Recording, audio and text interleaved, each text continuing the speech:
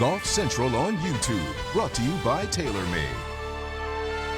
It's year 14, however, on the PGA Tour, Noda, for the FedEx Cup playoffs, and man, did they have great conditions out there today. Oh, they really did. If you got a chance to watch on the coverage, you could just see players able to attack these hole locations. Greens were extremely receptive. There was hardly any wind to contend with. And when you get PGA Tour conditions and PGA Tour players with that level of skill and you give them soft greens, you can just watch out because almost 70% of the field broke par.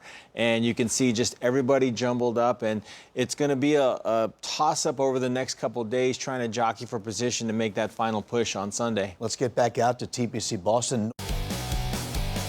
Troy put some pretty hot oils on there.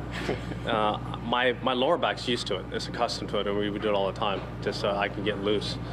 But I decided to put some up on my neck, and it's not as tolerant as my lower back, and so it gets awfully hot. I mean, that's, you know, it's common in pretty much every other sport, especially, you know, hockey. Those guys put some pretty hot stuff on their legs, but you become accustomed to it.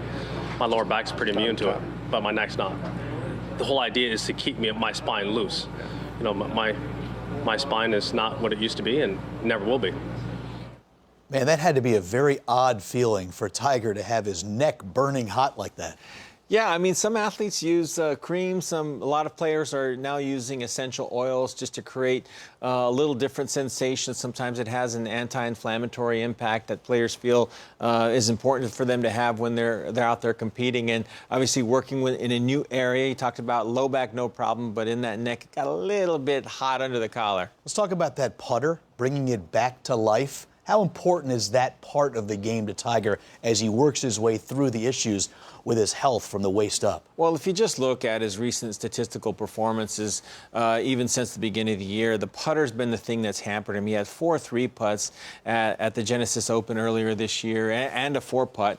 And so that's just not typical Tiger Woods golf. The putter needs to sort of be the focal point of everything else that works around it, because I think it allows him to be aggressive in certain situations, but he can save pars and utilize his short game around the green if your putter is cooperating. If it's not cooperating, then it just becomes a consistent battle of just trying to keep your head above water, which is what we've seen the last few starts. We have some scores to pass along now from the Northern Trust, and sitting atop the leaderboard, 4 men at 7 under par. One of the guys who's 1 shot back is Louis Oosthuizen. Beware of one of the sweetest swings in golf, because Louis thinks he may have just found something to put it back in gear.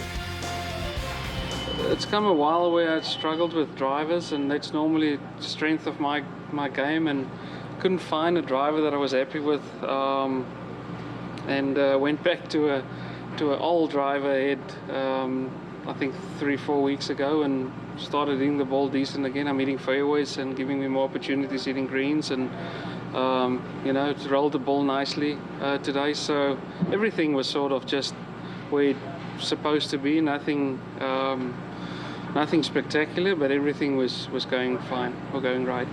It definitely was nice to get on a run there. I mean, holding out a wedge shot from 98 yards on number 2 was huge. I mean, getting off of that kind of start, 200 through 2 was massive, and hit a nice 3-iron in on 3, and then played it really smart on 4 and got up and down. So it was nice to get off to a good start and kind of take the nerves out of there and get rolling on the course. And this back nine can be a beast, and hit some really good mid-irons to long irons in on some holes. It was nice to have the greens soft this morning, very receptive to some long irons.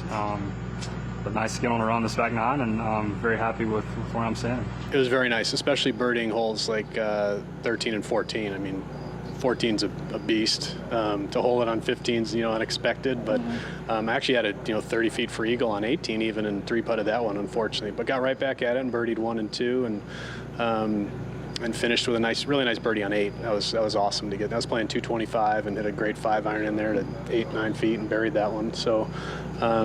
I just kind of did what I was supposed to today, and you got to keep pushing. I think the wind's going to not be a major factor this weekend, and the weather looks beautiful. The course is in perfect shape, and I'm excited to get out in the morning with even better greens than we had today. The start to this back nine, which is where I started my round, is very strong, and you need to hit a lot of really good quality shots. And I mean, I feel really proud of the way dug in and did a really good job of just planning my shots out and committing to some lines, and getting a couple of birdies early on that stretch, definitely eased the tension a little bit and let me keep on going. 3 p.m. Eastern on Friday, our second round coverage of the Northern Trust picks up again right here on Golf Channel. Noto and I'll see you again on Friday night for Golf Central. Take care.